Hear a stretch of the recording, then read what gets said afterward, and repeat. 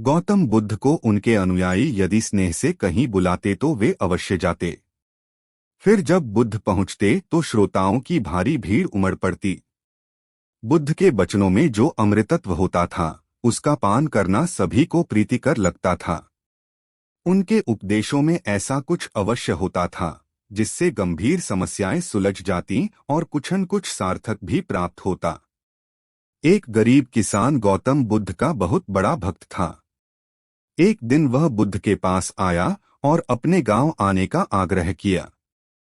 बुद्ध उसके डॉट गांव पहुंचे तो सारा गांव उन्हें देखने व सुनने के लिए उमड़ पड़ा, किंतु वह किसान नहीं आया।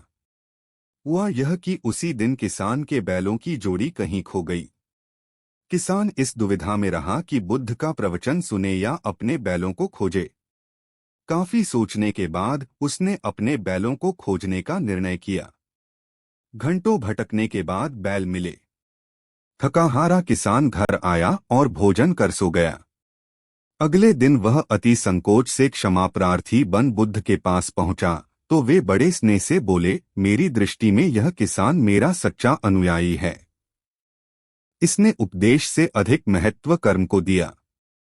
यदि यह कल बैलों को न ढूंढते हुए उपदेश सुनता तो मेरी बातें इसकी समझ में नहीं आती, क्योंकि मन बैलों में अटका रहता। इसने कर्म को महत्व देकर प्रशंसनीय काम किया। सार यह है कि हम जहाँ जिस भूमिका में हों उसका ईमानदारी से निर्वाह करें, यही सच्ची आध्यात्मिकता है, क्योंकि प्रत्येक धर्म कर्म को ही सर्वोपरि महत्व देता है।